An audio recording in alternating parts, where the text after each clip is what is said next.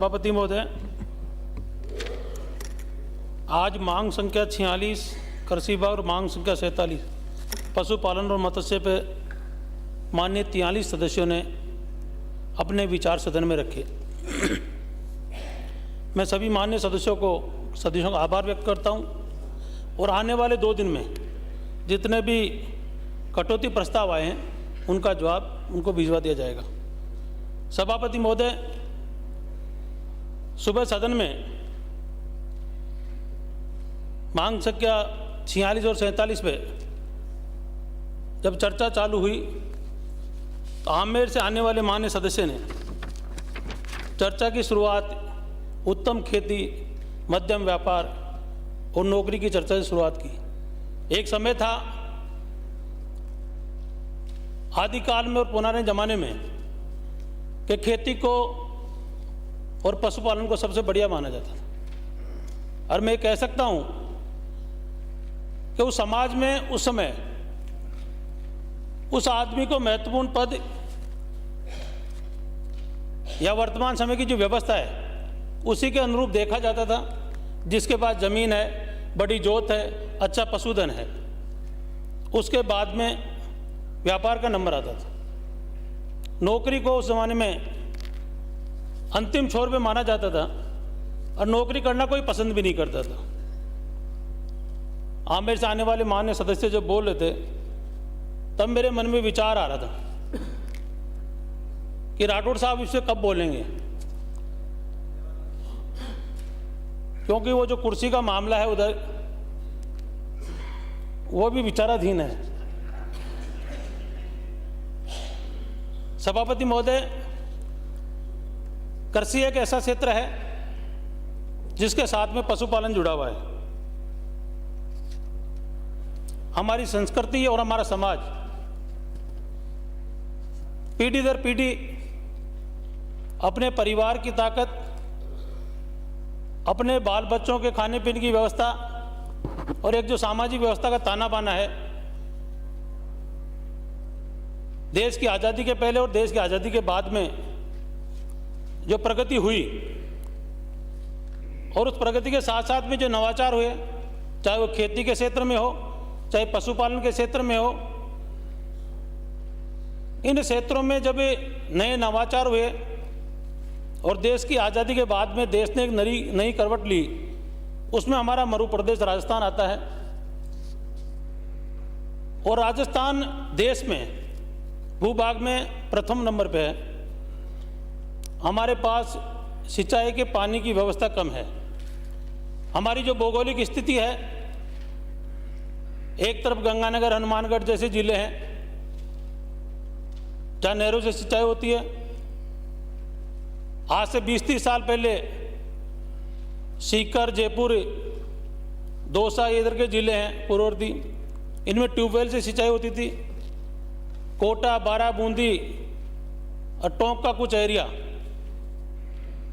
जिसमें नए बांध बनाकर नहरी क्षेत्र को जब आगे बढ़ाया तो हम ये कह सकते हैं कि इस अलग अलग भौगोलिक स्थिति में एक तरफ पठार क्षेत्र भी है, उनमें जितनी प्रगति और जीडीपी को बढ़ाने का काम पशुपालन और खेती ने किया उतना व्यापार में नहीं हो पाया। आज जितने माननीय सदस्यों ने अपनी पीड़ा यहाँ व्यक्त की, ये सब गांवों से आते हैं, खेती बाड़ी के बारे में जानते हैं, संपूर्ण जानकारी रखते हैं। और मैं तो ये मान के चलता हूँ कि चाहे पक्ष के माननीय सदस्य हों चाहे विपक्ष के हों, जनता की जो उम्मीदें हैं और जो गांव में बैठा हुआ किसान जब वोट देता है तो इस बात के लिए वो मन में विचार रखता है कि हमारा विधायक जब विधानसभा में जाएगा तो निश्चित तौर पे हमारे खेती बाड़ी की बात करेगा, हमारे बच्चों के भविष्य की बात करेगा। और वही बात माननीय सदस्यों ने आज यहाँ रखी है। जितने भी माननीय सदस्यों ने, उस सदस्यों ने मेरी तारीफ भी की, पर मैं लगातार 4 साल तक ये कोशिश करता रहा कि विभाग द्वारा जो जो भी काम है, चाहे हमारे पक्ष के साथी हों चाहे विपक्ष के हों, क्योंकि राजनीतिक क्षेत्र एक ऐसा है, प्रजातंत्र है, इस साल चुनाव भी हैं और मेरे ख्याल से ये अंतिम सत्र है। इसके बाद में 2-3 दिन का सत्र आगे कभी चले। हर मान्य सदस्य ने अपनी बात अपने क्षेत्र की भी रखी, डिमांड भी की, पर मैं ये कह सकता हूं कि मुख्यमंत्री जी का जो विजन और दूसरी बार इस विधानसभा में जो उन्होंने कृषि के क्षेत्र में 11 मिशन गत बजट में रखे, 1 मिशन बढ़ा के 12वां मिशन इस बार जो बजट पेश किया, उसमें अपनी दूरदृष्टि और किसान को ताकत कैसे मिले, किसान खुशहाल कैसे रहे, किसान की आमदनी कैसे बढ़े, पशुपालक को ताकत कैसे मिले, हर क्षेत्र के अंदर जो बजट पेश किया वो राजस्थान को आगे बढ़ाने वाला है। कुछ मान्य सदस्यों ने अपनी बातें कही। राजनीतिक क्षेत्र में भिन्नता होती है, अलग अलग विचार होते हैं। केंद्र के बारे में भी यहाँ चर्चा की गई, पर मेरा तो ये मानना है कि हमारी जितनी भी योजनाएं हैं ज़्यादातर केंद्र से भी जुड़ी हुई है। जिस कल्याण कोष की बात की गई उसमें राज्य सरकार द्वारा विभिन्न योजनाओं में अपने राज्य बजट से अनुदान देने का काम इन योजनाओं द्वारा किया जाता है। सभापति महोदय, गंगानगर एक ऐसा क्षेत्र है, हनुमानगढ़ गंगानगर, कि जहाँ खालों की बात की गई। मुख्यमंत्री जी ने मरम्मत के लिए पैसे दिए हैं, पर यह बात सही है कि यदि पानी वहाँ कम मिलता है या रिपेयर के टाइम में रुकावट आती है तो किसान को परेशानी होती है। इसी प्रकार जैविक खेती की बात की गई और मुझे अच्छा लगा कि हमारे नरेंद्र नागर जी, जिन्होंने कहा कि मैं खुद खेती करता हूं, जैविक खाद्य पदार्थ पैदा करके और उसका सेवन करते हैं। मैं माननीय सदस्यों में कहना चाहूँगा कि देश के प्रधानमंत्री से लेकर हमारे मुख्यमंत्री तक, और हम सभी लोग इस बात को मानते हैं, अब तो वैज्ञानिक भी मान रहे हैं कि जो कोविड काल में इम्यूनिटी की बात आई मनुष्य के जीवन के साथ में, और कोविड काल में जिस तरह का वातावरण बना, हर व्यक्ति के इस बात की समझ आ चुकी थी कि खाने पीने की जो वस्तुएं हैं उनमें हम रसायन का प्रयोग कम करें, खाद, बीज, यूरिया इन पे ध्यान दें, पैदावार में इनका कब उपयोग करें। और जो हमारी परंपरागत खेती थी, जो हमारे बुजुर्ग आदिकाल से करते आ रहे थे, उस खेती की तरफ हमारे को पुनः जाने का काम वैज्ञानिक भी बता रहे हैं, डॉक्टर भी बता रहे हैं, और हम लोगों की भी समझ में आ रही है कि हमको परंपरागत खेती की तरफ लौटना होगा। आज ये मिलेट्स की बात हुई, मैं इसमें कोई राजनीति नहीं करना चाहूँगा कि हमारे देश ने पहल की और युवाओं में इस बात के लिए माहौल बनाया, और उसका परिणाम है कि आज 2023 पूरी दुनिया के अंदर मिलेट्स वर्ष के रूप में मनाया जा रहा है। और ये बात सही है जो अभी हमारे मंत्री महोदय कह रहे थे कि जो 2 दिन का जो कॉन्क्लेव मिलेट्स का रखा गया, जिसका आज समापन हुआ है, भारत के प्रधानमंत्री जी ने तो लोकसभा के अंदर मिलेट्स का खाना रखा। सभी सांसदों को, चाहे राज्यसभा के हों, लोकसभा के हों, खाने से कुछ नहीं होता। उनकी भावना थी कि यहाँ से जितने भी सांसद जाएंगे अपने क्षेत्र में प्रचार करेंगे। उसी तरह मुख्यमंत्री जी की भावना थी कि जो मिलेट्स का एनक्लेव 2 दिन का रखा गया है, उसमें मैं भी गया था कल। वहाँ सारे वीसी थे हमारी यूनिवर्सिटियों के, और वैज्ञानिक थे, रिसर्च के नए स्टूडेंट थे, और लंबी चौड़ी चर्चा उस पर हुई। और ये बात सही है कि देश के अंदर राजस्थान मिलेट्स में अग्रणी राज्यों में है। आज हमारा बाजरा, जिसकी बात हम ये कहते हैं कि एमएसपी में, ये बात सही है कि आज से 15 दिन पहले मैंने खुद ने बाजरा खरीदा है और 2350 रुपये क्विंटल उसकी मार्केट रेट थी। और जो वातावरण पूरे देश में और प्रदेश में बना है, बाजरा पहले खींचड़ी के रूप में या गांव में एक सामान्य परिवारों के लोगों की थाली का खाना था। अब उसका परिवर्तन देखने को मिला कि आज हम किसी शादी में जाएं, किसी बड़े समारोह में जाएं, तो वहाँ बाजरे की खिचड़ी भी मिलेगी, बाजरे की चपाती भी मिलेगी, राबड़ी भी मिलेगी, सूप भी मिलेगा, और न जाने अनेक प्रकार के, चाहे हमारी ज्वार हो। कल पहली बार मैंने ज्वार की चक्की खाई, तो मैं कह सकता हूँ कि वो बर्फी से भी बढ़िया थी जो हमारे काजू कतली वगैरह बनती है। इस तरह के पकवान अब इन मोटे अनाज में बनने लगे। तो आने वाले समय में राजस्थान के किसान के लिए एक खुशी का माहौल है कि जब मोटे अनाज की डिमांड बढ़ेगी तो निश्चित तौर पे उसको आमदनी बढ़ेगी। और ये गेहूं और बाजरा, इसकी पैदावार का जो अंतर सभापति महोदय देखने को मिला, आज गेहूं की एवरेज पैदावार प्रति हेक्टर 39 क्विंटल है और बाजरे की प्रति हेक्टर पैदावार 11 क्विंटल है। तो कल ये बात कॉन्क्लेव में भी आई थी कि ये जो गैप है कि आज बाजरे का प्रतिशत बढ़ाया जाए, उसके लिए वैज्ञानिक भी ध्यान दे, किसान भी ध्यान दे कि हमारी जोत जो वर्षा पे आधारित है, उस वर्षा आधारित फसल पे हम ज़्यादा पैदावार कैसे लें, और जब ज़्यादा पैदावार लेंगे तो निश्चित तौर पे 2 पैसे की आमदनी घर में आएगी। आज चारे की समस्या है, तो बाजरा के साथ में चारे की समस्या भी खत्म होती है। पंजाब, हरियाणा और मध्य प्रदेश यदि ये गत वर्ष सप्लाई चारा नहीं देते तो राजस्थान में चारे का बहुत बड़ा संकट पैदा हो गया था और 1500 रुपये क्विंटल में चारा मार्केट में मिलने लग गया था। उसी सोच को देखते हुए जब मुख्यमंत्री जी को इस बात का पता लगा कि चारे के दाम इतने बढ़ गए हैं, तो उन्होंने दूध में 2 रुपये से बढ़ाकर 3 रुपये का अनुदान और बढ़ाया और हमारे पशुपालकों को 5 रुपये का जो प्रति लीटर अनुदान मिला, उससे वो पशुधन को बचा पाए। सभापति महोदय, इसी तरह बांसवाड़ा की चर्चा की गई। बांसवाड़ा के माननीय सदस्यों ने अपनी पीड़ा व्यक्त की कि वहाँ मक्का पकाई पे है और नहरें बंद करने की बात चल रही है। ये बात मेरे भी संज्ञान में 3 दिन पहले आई थी। वहाँ के एक बहुत बड़े किसान हैं जो मेरे जयपुर में रहते हैं, शेखाव साहब, जिनका बहुत बड़ा वहाँ ज़मीन है पुरानी। उन्होंने मुझे फ़ोन किया कि भाई ये 15-20 दिन नहरें आप चालू रखो, नहीं तो हमारे पास बहुत बड़ा संकट हो जाएगा और मक्का जो हमारी पकाई पे है उसमें हमारे मार पड़ेगी। उसके बारे में हम विचार करेंगे। शंकर सिंह जी ने जो बात कही बम्बूल की, मैं ये बातें इसलिए कह रहा हूँ सदन में कि ये ज़मीनी बातें हैं, इन बातों का हमको ध्यान रखना होगा।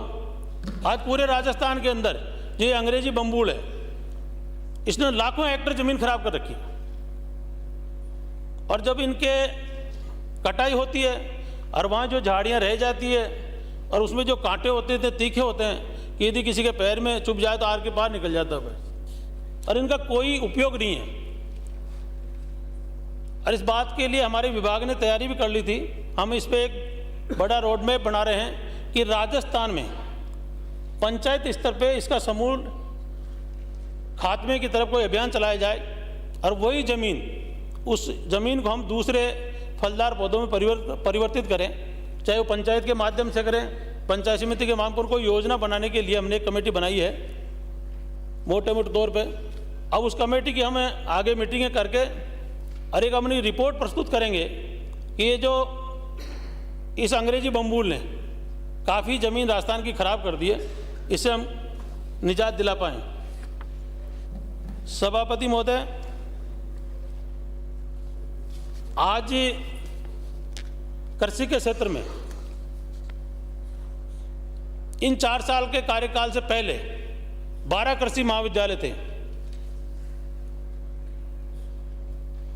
मुख्यमंत्री जी की मंशा और कृषि के क्षेत्र में राजस्थान आगे कैसे बढ़े, उन्होंने 42 कृषि महाविद्यालय और खोले और इसका मैं कह सकता हूं दावे के साथ कि इसका परिणाम आने वाले समय में समय लग सकता है, क्योंकि राजस्थान में सबसे बड़ा भूभाग है और कृषि के क्षेत्र में हमारी नौजवान पीढ़ी, हमारी छात्र और छात्राएं जब पढ़ाई लिखाई करके अपने गांव ढाणी में जो प्रयोग करेंगे, क्योंकि हर कोई आदमी तो नौकरी लग नहीं सकता, पर जब नई टेक्नोलॉजी के साथ में हर छात्र छात्राएं जो किसान वर्ग से हैं, जिसको कृषि पर्यवेक्षक की जरूरत नहीं पड़ेगी क्योंकि खुद ही शिक्षित होगा, उसको इस बात का पता रहेगा कि मैं जो खेती कर रहा हूँ उसमें कौन सी दवा देनी है, कितना पानी देना है, कितना खाद देना है, कितना बीज उसमें डालना है। तो कृषि के क्षेत्र में आमूलचूल परिवर्तन आने वाले समय में देखने को मिलेगा। इसका बहुत बड़ा कारण है कि जो राजस्थान में इतने कृषि महाविद्यालय खुले हैं। अब कई मान्य सदस्यों ने और डिमांड करी है, परसों मुख्यमंत्री जी जवाब देंगे 17 तारीख को, हो सकता है और खुल जाए। आपको कोई तकलीफ तो नहीं है?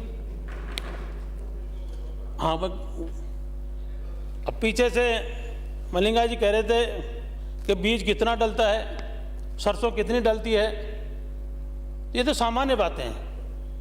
राठौर साहब, ऐसा नहीं है कि ये किसान नहीं है, पक्के किसान है, खेती बाड़ी है, और रघु शर्मा जी जानते हैं इस बात को अच्छी तरह। तो सभापति महोदय, लंपी के बारे में यहाँ चर्चा की गई। हो सकता है आंकड़े जो हों, और मैं इस बात को भी मानने के लिए तैयार हूं कि पंचायत के आंकड़ों में हमारे पास जो आंकड़े हैं उनमें फर्क हो सकता है, पर इस बात के लिए मैं तहे दिल से स्वागत करूंगा मुख्यमंत्री जी का कि उनके मन में लगातार लंबी के बाद में पीड़ा थी, और वो 2-3 मीटिंगों में मेरे से चर्चा कर चुके थे कि मैं चाहता हूं कि राजस्थान में जो गौ माता थी, जो गोवंश है, जो लंपी की चपेट में आ गए, और जो पशुपालक है जिसका नुकसान हुआ है, उसकी भरपाई किस प्रकार करें। उन्होंने 40,000 का प्रति दुधारू गाय का जो बीमा हम कर रहे हैं उसी के आधार पर ये मूल्य रखा। अब इसमें कई प्रकार की बातें आ रही हैं जो सही भी हैं और गलत भी हैं, क्योंकि समय सामने है। पर मैं ये कह सकता हूं कि राजस्थान में जो 40,000 रुपये मुख्यमंत्री जी ने बजट में रखे हैं गौ माता के लिए, पशुपालक के लिए, उनमें निश्चित तौर पे हम कोशिश करेंगे कि वो दुधारू गौ माता या वो पशु जो किसान के घर पे बंधा हुआ था, उसकी किसी भी प्रकार से कोई रिपोर्ट हमारे पास आएगी, चाहे एलएसए करे, चाहे डॉक्टर करे, क्योंकि कई जगह से रिकॉर्ड मिल रहे हैं। ज़्यादातर किसानों के घर पे जब वो बीमार हुई, एलएसए जाके देख के आया है, उसके इंजेक्शन लगाने का काम किया है, दवा देने का काम किया है। कहीं नहीं हुआ तो दूसरी बात है,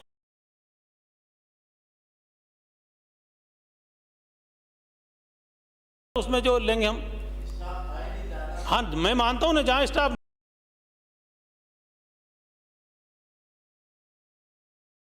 नहीं था वहां भी हम कुछ करेंगे, पर ये कोशिश की जाएगी कि 40,000 रुपये उस आदमी को, उसके पशुपालक को मिले, ताकि उसको राहत मिल सके।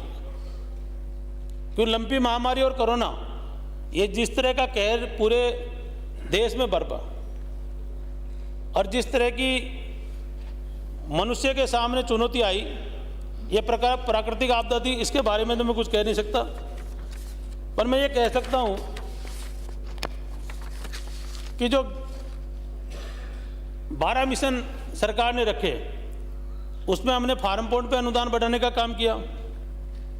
जैविक खेती मिशन के अंदर जिस बोर्ड की बात आप कर रहे थे, उस बोर्ड का गठन जल्दी होने जा रहा है। राजस्थान बीज उत्पादन एवं वितरण मिशन, इसमें हमने एक नया नवाचार किया है अध्यक्ष महोदय, कि पशुपालकों को एक नेपियर घास आती है, जो हम गाँव में सामान्य तौर पे रेंजगा वगैरह बोते हैं हरा चारे के लिए, उसमें एक सब्स्टिट्यूट में नेपियर घास मिली है, जिसको गाँव में वैसे पुराने ज़माने में घोड़ा घास कहते थे। उसको पूरे किसानों को वितरित करने का काम किया। 23 करोड़ रुपए इस पर इस साल हम खर्च करेंगे, ताकि वो जो रिंजका और दूसरा हरा चारा है वो पानी ज़्यादा लेता है, ये कम पानी में ज़्यादा पैदावार देता है। तो ये भी इस मिशन में हमने शामिल किया है। 24 लाख क्विंटल प्रमाणित बीज व 21,84,000 बीज मिनीकट के हम वितरण करेंगे विभाग के द्वारा। राजस्थान मिलेट्स के बारे में मैंने आपको बताया कि इससे हमारे को आने वाले समय में प्रदेश को लाभ है। राजस्थान संरक्षित खेती मिशन, इसके अंदर राज्य में ग्रीन हाउस 24,38,000 वर्ग metre, shade net house 2,50,000 low tunnel plastic mulch शामिल हैं। राजस्थान फसल सुरक्षा मिशन, ये तारबंदी है, ये किसान के लिए महत्वपूर्ण है। अभी कुछ दिनों पहले मैं सवाई माधोपुर गया था, तो एक किसान मेरे से मिला कि मेरा जो ये हाथ है ये बघेरे ने तोड़ दिया और पड़ोसी ने आगे छुड़ा लिया, नहीं हो सकता मुझे वो खा जाता और ख़त्म कर देता। तो वो कह रहा था कि मेरे जब से खेत में तारबंदी हुई है, मैंने गेट लगा दिया, अब मैं रात को खेत में भी नहीं जाता। अरे राजस्थान के किसानों के लिए ज़रूरी है, क्योंकि जो पहाड़ी क्षेत्र है और उस पास के जो गांव और खेत हैं उनमें तारबंदी महत्वपूर्ण है। और वैसे भी आजकल जो आवारा पशु कहते हैं हम, है तो गौ माता ही, पर जब घरों में दूध नहीं देती तो लोगों ने उनको छोड़ दी। तो वो जब सड़कों पे या गाँव में घूमती है तो निश्चित तौर पे जहाँ खाने को मिलेगा उस खेत पे अंदर घुसकर नुकसान का काम करती है। तो तारबंदी में हमने बहुत बड़ा काम किया है। तारबंदी में 2,000 किसानों को अनुदान के लक्ष्य को बढ़ाकर 15,000 किया गया। अनुदान अधिकतम 48,000 है। तारबंदी के मापदंडों में शिथिलता दी गई है। इसमें जो यूनिट्स वगैरह थी उसमें हमने काफ़ी वो कम कर दिया है। और 2023 तक हम इस वर्ष वित्तीय वर्ष तक 15,000 किसानों को अनुदान प्रदान कर लगभग 45 लाख मीटर की तारबंदी राजस्थान में कर दी जाएगी। इसी तरह जो कस्टम हायरिंग सेंटर हैं, ये भी एक महत्वपूर्ण किसानों के लिए लाभदायक मिशन है। इसमें जो GSS है हमारे RKVY से पैसा लेके जो गांव में जितनी भी पंचायतों में GSS है उनको ट्रैक्टर देने का काम किया है, ताकि वो कम जोत वाले किसानों को आधी रेट पे जुताई कर दे। उसमें tractor, thresher, rotavator, cultivator, trolley, ये सब चीज़ें रखी गई। GSS को 2 पैसे की आमदनी भी होगी, क्योंकि GSS गांव की बॉडी है, किसानों के बनाई हुई बॉडी है। तो उसमें गांव में ये पता रहता है कि किसी के 2 बीघा की खेती है और वो यदि ट्रैक्टर नहीं रख सकता तो GSS पे फ़ोन करे, ट्रैक्टर मंगा ले, अपनी बिजाई करवा ले, थ्रेसर के टाइम में थ्रेसर बुला ले। तो इससे राजस्थान के किसानों को काफ़ी लाभ मिलेगा। और इसमें भी मुख्यमंत्री जी ने टारगेट बढ़ा दिया है। फसल बीमा के बारे में मैंने बताया, जो आपने भी चर्चा करी, कि प्रधानमंत्री फसल बीमा योजना, सभापति महोदय, चाहे अटल जी की सोच हो, चाहे मोदी जी की सोच हो, और चाहे अशोक गहलोत जी की सोच हो, जो चीज़ सही है उसको सही माना गया है। और प्रधानमंत्री फसल बीमा योजना के अंदर पिछले 4 साल में केवल जो हमारा राज्यांश है उसमें 11,000 करोड़ रुपए का राज्यांश दिया गया है। भारत सरकार का अलग है और किसानों का अलग है। ये कुल मिला के 18,500 करोड़ रुपए के बीमा क्लेम 1,90,00,000 से अधिक पॉलिसी धारक किसानों को दिया गया, यानी कि 18,500 करोड़ रुपए किसानों के खाते में DBT के माध्यम से गए हैं। पर दिक्कत यही है कि जैसे जैसे कोई नई चीज़ आती है तो परेशानियां भी आती है, उसमें विसंगतियां होती है। हमारे माननीय बलवान जी पूनिया साहब, मैया साहब धरने पे बैठ गए थे। ये विसंगतियां धीरे धीरे दूर होगी, हम इनका भी तोड़ निकाल रहे हैं। IT का उपयोग करेंगे आने वाले समय में, ताकि ये विसंगतियां दूर हो और जो किसानों से जो परेशानी आती है वो परेशानी किसानों के सामने नहीं आए। इसी तरह राजस्थान में राज किसान साथी पोर्टल हमने विकसित किया है। विभाग का आवेदन से भुगतान तक संपूर्ण प्रक्रिया को ऑनलाइन 7,50,000 से ज़्यादा आवेदन प्राप्त एवं DBT से लगभग 700 करोड़ रुपए के किसानों के खाते में पैसे ट्रांसफ़र किए गए हैं इस राज किसान साथी पोर्टल द्वारा। उर्वरक व्यवस्था, खाद के बारे में मैं जरूर कहना चाहूँगा। माननीय कुछ सदस्यों ने कहा कि खाद में लंबी लंबी लाइनें लगती हैं। इस बार जो लाइनें लगी सभापति महोदय, इसको भी समझने की आवश्यकता है। एक तो हमारी कुल जोत 6 लाख हेक्टेयर बढ़ी है, क्योंकि बरसात पूरे राजस्थान में अच्छी हुई तो हमारी जोत बढ़ गई। दूसरा एक कारण ये रहा कि 15 लाख हेक्टेयर में 2 बार बुआई हुई। एक बार बारिश हुई, किसानों ने बिजाई कर दी, खाद डाल दिया। 15 दिन के अंदर इतनी भारी वर्षा हुई 15 लाख हेक्टेयर ज़मीन में कि वो जोत दोबारा करनी पड़ी। तो प्रेशर इतना पड़ा कि भारत सरकार भी डिमांड के अनुसार सप्लाई दे रहे थे, पर पूरे देश के अंदर अचानक जो बरसात पूरी हुई उसमें सप्लाई कटौती में कमी आ गई। मैं नहीं कहता कि भारत सरकार ने खाद यूरिया नहीं दिया, पर परिस्थितियां ऐसी बनी कि पूरा प्रेशर डेवलप हो गया देश के अंदर। करीबन पूरे भारत के अंदर जो बरसात हुई तो एक साथ बिजाई के कारण, और हमारे यहाँ राजस्थान में 15 लाख हेक्टेयर में डबल बिजाई उसी टाइम आ गई। तो उसका कारण रहा कि वो लंबी कतारें लगी। आज की तारीख में हमारे पास सफिशिएंट यूरिया और डीएपी है, उसकी कोई कमी नहीं है। नवीन कृषि महाविद्यालयों के बारे में मैंने बता दिया। सौर ऊर्जा संयंत्रों की स्थापना। सभापति महोदय, राजस्थान में सौर ऊर्जा पंप सेटों को लगाने में देश में अग्रणी है।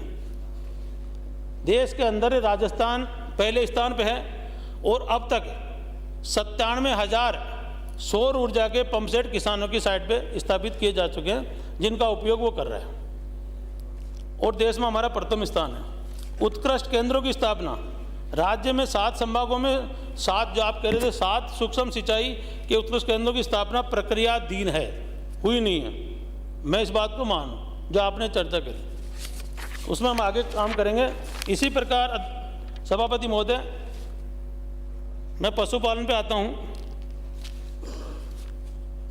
पशुपालन में बीमा में हमने घोषणा करी है और ये बात सही है कि 18 के बाद में जो बंद था, जो बार बार उसमें रुकावट आई, अब वो आगे पशुधन बीमा हम चालू कर रहे हैं। ऊँट संरक्षण के लिए जो कानून बन के और जिस तरह की ऊँटों पे संकट आ गया था, उसमें हमने 10,000 रुपये पुनः उस स्कीम को चालू किया है। विगत सरकार में बंद की गई इस योजना को पुनः चालू किया गया है। योजना के तहत उस पालकों को टोडियों के जन्म पर 2 किस्तों में कुल 10,000 रुपये की आर्थिक सहायता दी जाएगी। पशु चिकित्सा संस्थाओं में 215 पशु चिकित्सा उपकेंद्रों को पशु चिकित्सालयों में एवं 198 पशु अस्पतालों में व 3 प्रथम श्रेणी पशु चिकित्सालयों को बहुउद्देश्य पशु चिकित्सालयों में क्रमोन्नत किया जा चुका है। इसी प्रकार हमने वेटनरी शिक्षण संस्थान खोले। सभापति महोदय, राजस्थान में एक वेटनरी यूनिवर्सिटी थी बीकानेर में। इस बजट के अंदर, क्योंकि बांसवाड़ा, डूंगरपुर, चाहे भरतपुर का हो, अलवर का हो, जो भी छात्र वेटनरी में पढ़ाई करना चाहता था या आगे भी चाहता है, उसको जाना पड़ता था बीकानेर। राजस्थान के मुख्यमंत्री जी के संज्ञान में जब ये बात लाई गई तो उन्होंने जोबनेर जो कृषि विश्वविद्यालय है, उसी में वर्तमान समय में तो एक सेशन तो उसी में चलेगा, और उसके पास में जो 2 ग्राम पंचायत में ज़मीन है, उनके अंदर राजस्थान पशु चिकित्सा विश्वविद्यालय नया बनाया जाएगा। ये कोई छोटी बात नहीं है। हमारे पास लड़के आते हैं, सिफारिश करवाते हैं कि फलां को फ़ोन कर दो, फलां को कर दो, इतनी दूर बीकानेर है ये। और ये बात सही है कि लंबे अरसे से अभी एक यूनिवर्सिटी खुली है, अभी एक यूनिवर्सिटी की मांग और है। पर मैं मुख्यमंत्री का धन्यवाद करना चाहूँगा कि उन्होंने तत्काल, ये बात बजट से 3-4 दिन पहले चर्चा में आई, उनके संज्ञान में जैसे आई तो उन्होंने तुरंत इसकी घोषणा की और आने वाले सेशन में इसका लाभ उनको मिलेगा। 8 नए वेटनरी कॉलेज खोले गए, 2 डेयरी साइंस एवं टेक्नोलॉजी कॉलेज एवं 1 पशु चिकित्सा विश्वविद्यालय की स्थापना जोबनेर में की जाएगी। सभापति महोदय, 900 डॉक्टरों की भर्ती की प्रक्रिया, जो पशु चिकित्सक हैं, उनकी लंबे समय से कोर्ट में अटकी हुई है। कोर्ट ने, माननीय न्यायालय ने फैसला सुरक्षित रख रखा। मैंने कल भी एजी साहब से बात की थी, वो दोबारा उसमें एप्लीकेशन लगा रहे हैं और जैसे ही वो 900 डॉक्टर मिलेंगे, क्योंकि राजस्थान में पशु चिकित्सकों की कमी है। एलएसी की भर्ती तो हमने काफ़ी कर ली है और करीबन 90% एलएसी की भर्ती हमने करके और उपकेंद्रों को चालू करने का काम किया है। पर डॉक्टरों की भर्ती का सामना अभी भी हमको करना पड़ता है, कमी है और लगातार माननीय सदस्य और गाँवों से इसकी डिमांड रहती है। सभापति महोदय, मैं मत्स्य विभाग के बारे में भी कुछ बताना चाहूँगा। माननीय चूरू से आने वाले जो सदस्य हैं, आप ही के यहाँ सिम झींगा पालन का काम चूरू जिले में सबसे ज़्यादा होता है और ये झींगा पालन का काम एक तरह से इतना सेंसिटिव है कि थोड़ी सी बीमारी हो जाए तो लाखों रुपए चले भी जाते हैं, बर्बाद भी हो जाते हैं, और यदि ढंग से ये पैदावार हो जाए तो करोड़ों रुपए झींगा पालक के आते भी हैं। इसके लिए जो बार बार परेशानी आ रही थी, इन लोगों को हनुमानगढ़ और हरियाणा जाना पड़ता था, इनकी कोई दवा वगैरह आती है जो लगातार उनको लानी पड़ती है। उसके लिए हमने चूरू जिले में मत्स्य विकास अधिकारी कार्यालय की स्थापना कर दी है और उसका चार्ज भी दे दिया है। चूरू में ही खारा पानी एक्वा कल्चर की प्रयोगशाला की घोषणा भी इस बार की गई है। उसको हम अति शीघ्र चालू कराएंगे ताकि उनको हरियाणा और नहीं जाना पड़े।